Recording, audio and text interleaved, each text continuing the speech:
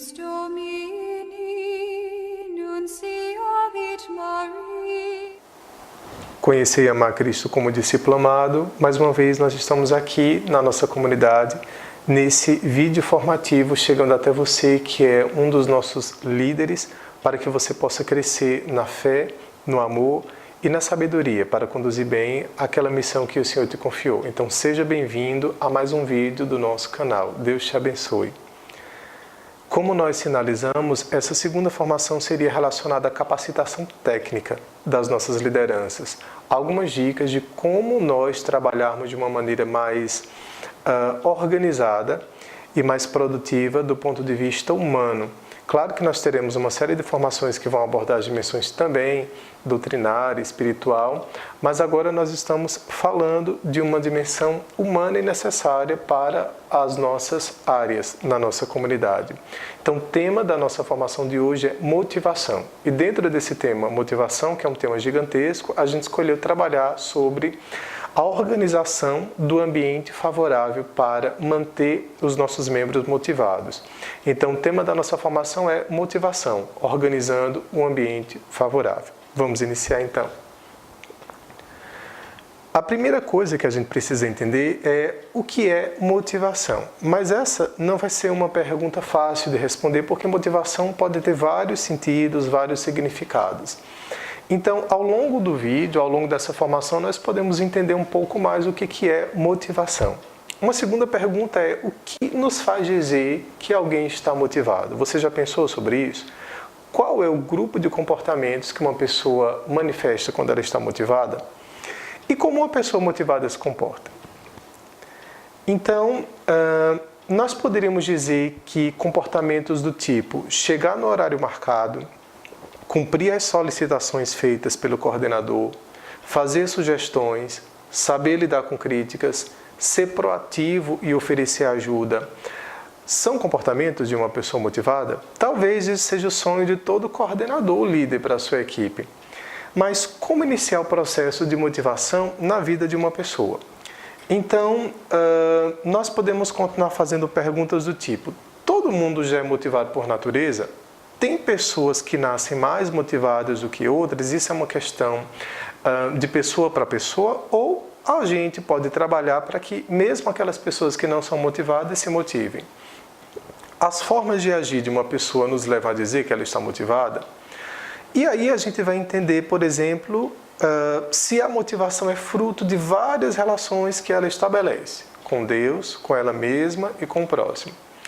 Então, é mais fácil a gente intervir dentro da pessoa ou agir sobre o ambiente dela, se quisermos fazê-la começar a agir de uma forma motivada. Então, diante de tanta pergunta, a gente vai começar falando desse último ponto, o ambiente. Como nós podemos planejar o ambiente para que isso possa favorecer a motivação na pessoa. Então, nós iremos partir desse tópico. E aí a gente já pode começar dizendo que, pela nossa perspectiva, como eu falei, a motivação ela pode ter vários sentidos, vários significados.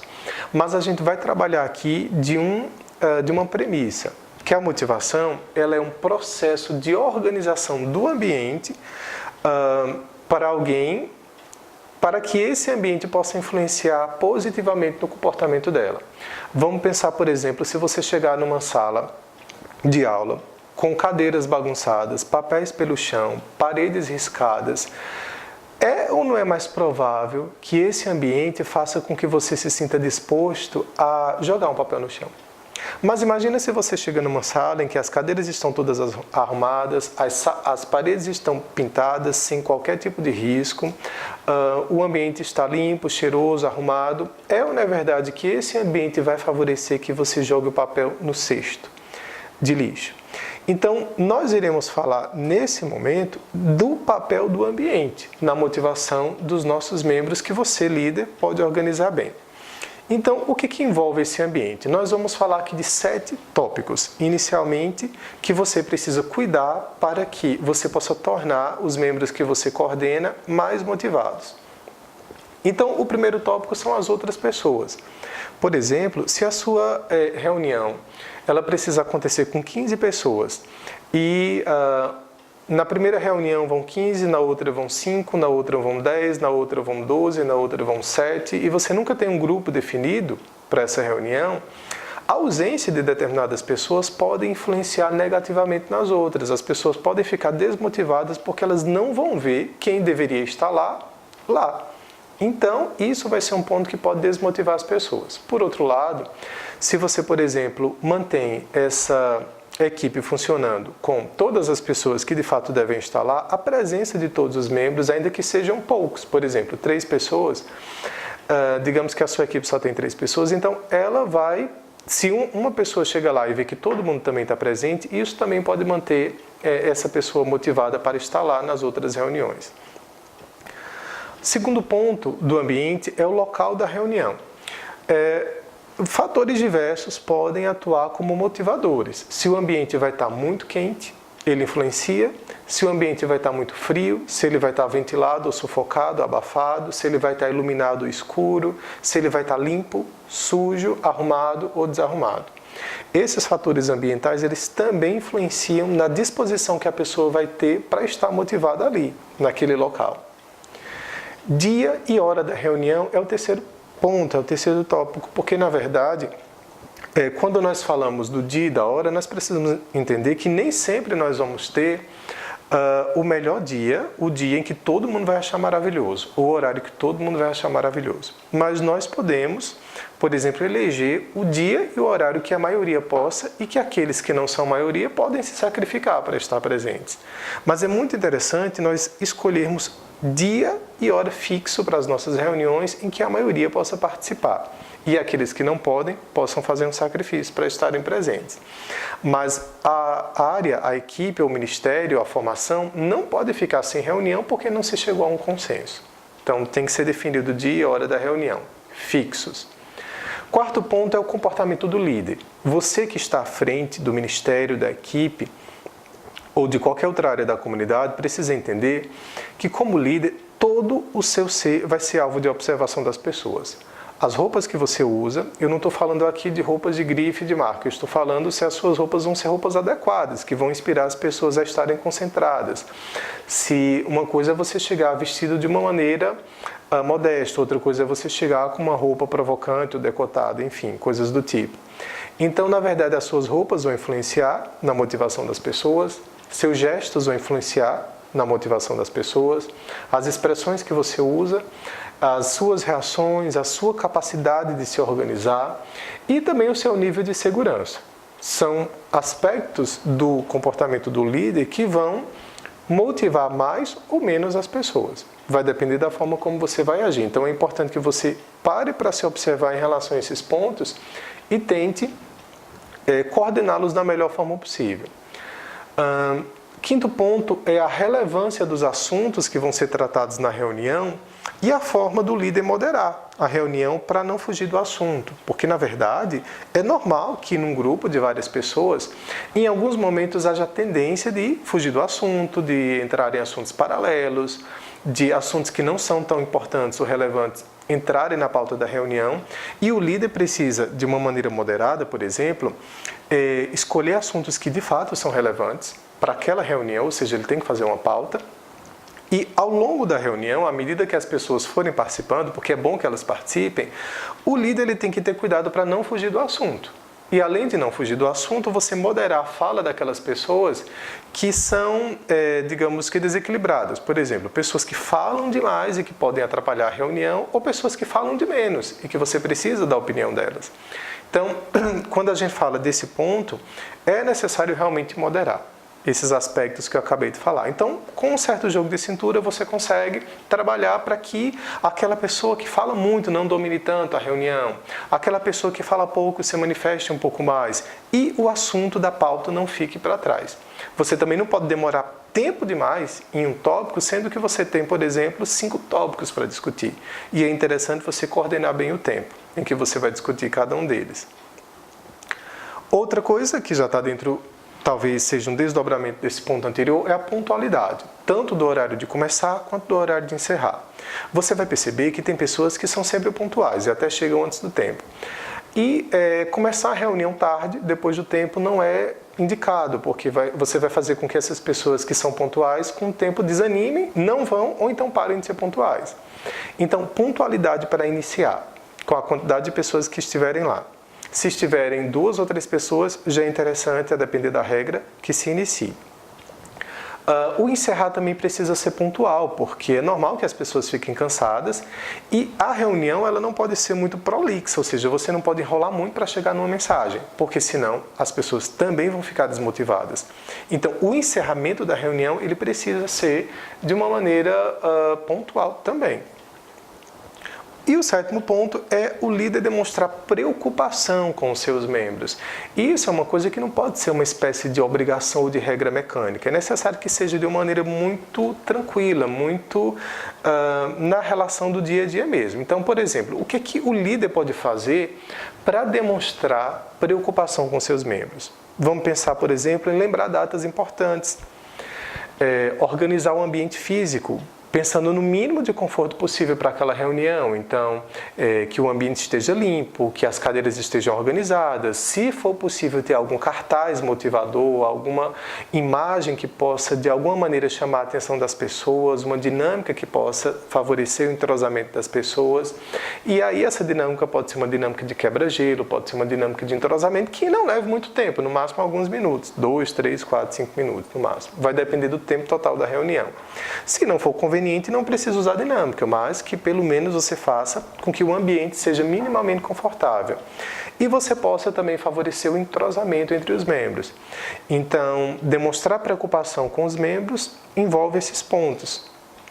E aí nós temos um grupo de fatores que, se você for rememorar cada um desses 7 que eu acabei de citar, e você tentar incorporar aos poucos no seu comportamento de líder, nas reuniões que você preside, que você organiza, você vai ter, sim, uma probabilidade maior de, ao longo do tempo, manter esse grupo, esse ambiente motivador.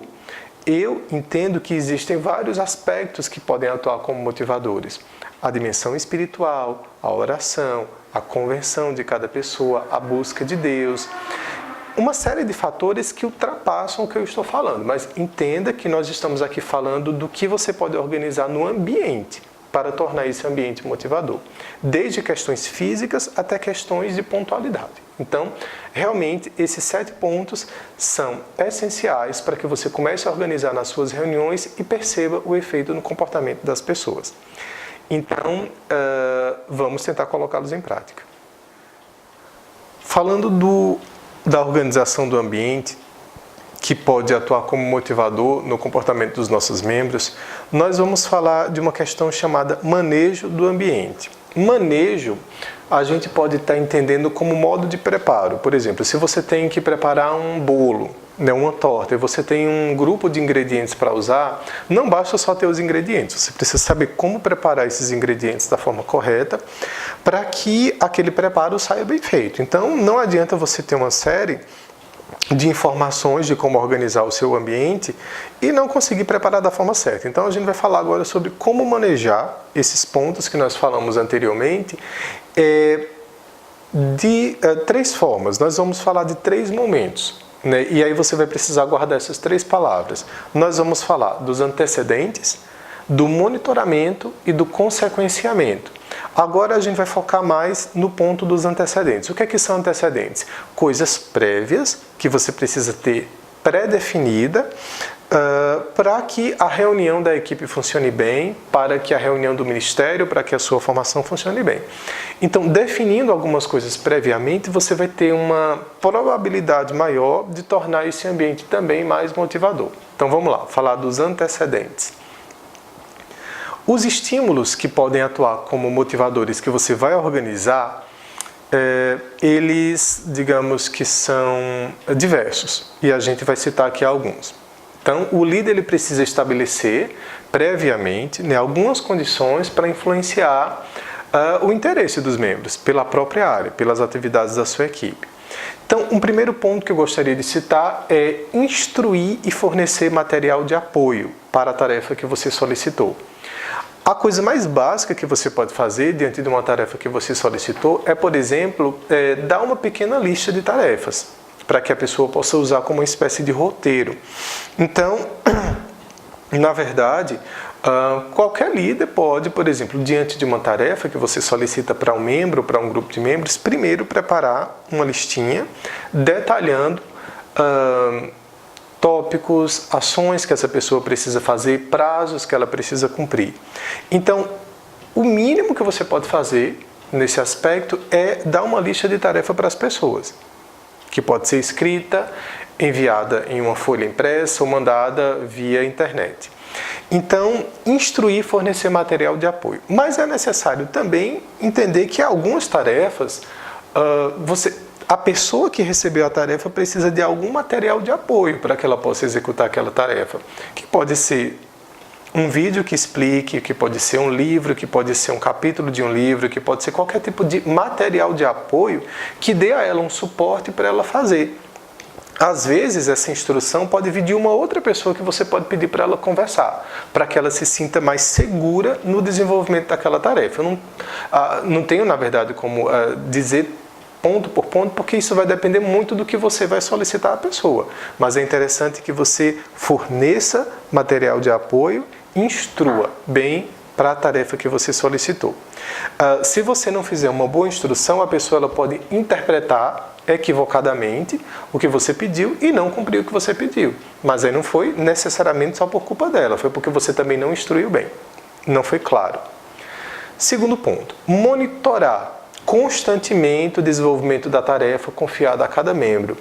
Nós precisamos entender que as pessoas elas vivem, digamos que, afetadas por inúmeras variáveis, por inúmeros estímulos. Então, muitas vezes, é importante que você entenda que não é nem por falta de vontade, mas é porque a pessoa tem tanta coisa para fazer que se ela não estiver sendo lembrada ou monitorada, às vezes aquela tarefa se perde, porque ela se perde por conta da correria.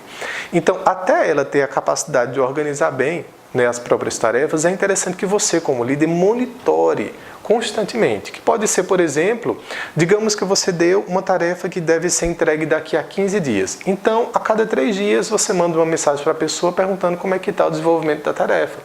Ou então você pede para que a pessoa, à medida que ela for executando a tarefa, ela lhe mantenha informada. O que não pode acontecer é que se você deu uma tarefa para o seu membro, daqui a um mês você não tenha contato com ele e ele chegue para você dizendo que não cumpriu, porque não teve tempo, porque teve obstáculos, porque teve dificuldades. Então, esse monitoramento é exatamente para você identificar se a pessoa vai precisar de ajuda, para que você possa ajudá-la ou dar alguma informação para o desenvolvimento dessa tarefa.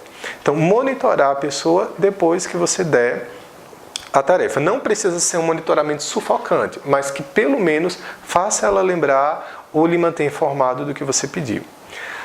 E aí você, consequentemente, vai se colocar à disposição para ajudar essa pessoa no que ela precisar. Normalmente dando informações, prestando esclarecimentos. Então, além de monitorar, é importante que, de uma maneira explícita, você fale nas suas reuniões que você está à disposição para ajudar. Que essa pessoa pode entrar em contato com você quando ela precisar, de uma maneira moderada também, que não seja sufocante, para que você possa ajudá-la. Um outro ponto sobre esse manejo, né, sobre esses antecedentes, para que as coisas possam, né, fluir bem, é que você possa avaliar continuamente o processo, né, tanto pedindo sugestões quanto aceitando também as opiniões, ainda que sejam críticas que você receber, ou que a equipe receber. Então é interessante que o líder ele pode evoluir muito quando ele se expõe a uma avaliação. A equipe pode evoluir muito, ela vai aprendendo a avaliar quando ela faz isso várias vezes. Por exemplo, você vai percebendo que a crítica não é uma coisa que destrói, que a pessoa pode se expor até de uma maneira em que ela não critica, mas que ela fala para o bem da pessoa e da equipe. E quem é avaliado também cresce, porque começa a perder o medo da opinião do outro, porque você começa a perceber que a opinião do outro não lhe define. É a opinião do outro, mas é importante que você escute, ainda que você não concorde. Nos momentos de avaliação, o líder ele também não precisa ficar armado de uma maneira em que, se ele receber uma crítica, ele sinta que aquilo é uma espécie de bomba atômica que está caindo sobre ele e que vai destruí-lo. Não! O que você vai escutar não necessariamente é a verdade absoluta, mas é um pedaço da verdade que aquela pessoa está enxergando de acordo com o viés dela. Então você não precisa necessariamente ficar tão angustiado ou preocupado se você receber algum ponto negativo, ou se a equipe ou a tarefa receber. Não, isso ali é um pedaço, faz parte, nós somos humanos, nós falhamos, nós erramos, e o nosso intuito é justamente avaliar para que a gente possa conseguir melhorar. É óbvio que tem algumas coisas que podem ser evitadas durante a avaliação, principalmente ironias e comparações. Então, como líder, você primeiro deve começar dando esse exemplo. Evitar fazer comparações entre uma pessoa e outra e evitar também se comportar de uma maneira irônica. Porque na hora da avaliação não é interessante que esse padrão de comunicação exista entre os membros. Então, é muito importante que as avaliações sejam feitas logo depois de cada evento ou de cada grupo de atividade que a equipe ficou de fazer, para que ela possa entender onde ela pode melhorar daí para frente.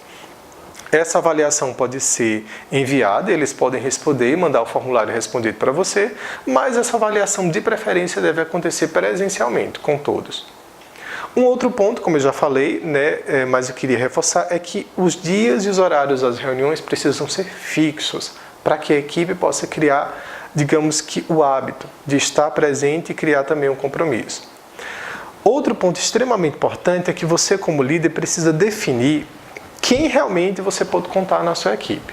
Então, isso já foi falado em formações anteriores, mas é necessário que a equipe tenha um grupo de pessoas, digamos que muito claro, muito objetivo, muito coeso. E é necessário que o coordenador vá resolvendo a situação daquelas pessoas que não têm compromisso, porque se as pessoas que não têm compromisso estiverem na equipe e não estiverem atuando, elas podem ser um estímulo desmotivador para os que estão atuando.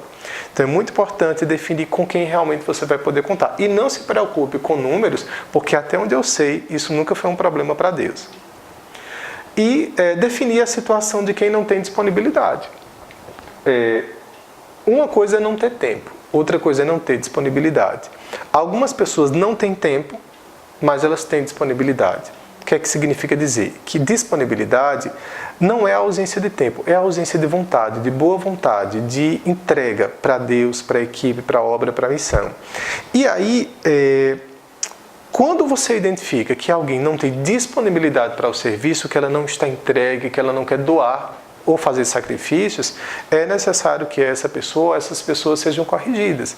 Até porque, normalmente, as pessoas elas não costumam admitir os próprios erros de cara, elas costumam encontrar pretextos. E aí é necessário conversar, muitas vezes, presencialmente com aquela pessoa, fazê-la perceber que ela talvez esteja precisando refletir mais sobre a sua caminhada e, na busca, acima de tudo, de uma espiritualidade profunda, se disponibilizar mesmo se o tempo dela for curto. Porque eu garanto, se essa pessoa ela tiver amor pelo que ela faz, mesmo tendo pouco tempo, ela pode sim ter disponibilidade para ajudar na equipe. Nós vamos deixar um exercício que vai envolver 10 tópicos que cada um de vocês precisa responder. Você vai precisar, na verdade, colocar o seu nome e dizer, sinalizando com o número 1 se você tem esse hábito, se você faz isso, ou com o número 0 se você não faz. E você vai contar a pontuação do que você já faz ou do que você não faz na sua equipe. De 0 a 10, é importante que você analise qual é o seu grau hoje de capacidade de tornar o ambiente favorável para que a sua equipe fique motivada. Então vamos lá. Quais são as ações motivadoras que é importante que você analise? Primeira, instruir e fornecer material de apoio para a tarefa solicitada. Você vai colocar 1 ou 0, analisando a sua pessoa. Monitorar constantemente o desenvolvimento da tarefa por parte do membro. E aí, você está fazendo isso? É 1 ou 0 até então. Colocar-se à disposição para ajudar. Falar de uma maneira explícita na reunião que você está à disposição. Você faz isso? Avaliar continuamente o processo, pedir sugestões e aceitar críticas. Definir os dias e horários fixos das reuniões, ou formações, ou encontros. Definir com quem realmente você pode contar na equipe. Definir a situação de quem não tem disponibilidade, se essa pessoa vai ficar como apoio da equipe, ou se ela de fato vai se afastar, ou se integrar para valer. Preparar o local em que a reunião ocorrerá, visando o mínimo de conforto, então chegando mais cedo, abrindo o ambiente, ventilando o ambiente, organizando as cadeiras, colocando cartazes, frases motivadoras. Aí cada um é que vai decidir como é que vai ser isso. pontualidade de iniciar e de encerrar as reuniões, e um ponto que eu deixei para falar por último, que é extremamente importante: avisar a todos os membros quando a reunião é cancelada ou desmarcada. Às vezes as pessoas chegam numa reunião e na verdade ela foi cancelada e elas não foram avisadas. É importante garantir que se você mandou uma mensagem via telefone, por exemplo, ou algum tipo de aplicativo, que a pessoa tenha recebido essa mensagem, porque você não pode só ter a sensação de que mandou a mensagem, mas de que de fato a pessoa recebeu. Porque imagine se ela mora longe e ela chega na reunião e a reunião foi cancelada. Isso vai ser desmotivador para ela. Pensando numa equipe motivada, numa formação motivada, o coordenador formado ele precisa ter cuidado com esses detalhes. E aí você vai somar e ver qual foi a sua pontuação de 0 a 10. Então, de 0 a 10, qual foi a sua pontuação? Você age como líder que proporciona motivação para os membros? Você está falhando em algum ponto? Cite aqui quais pontos você não estava fazendo.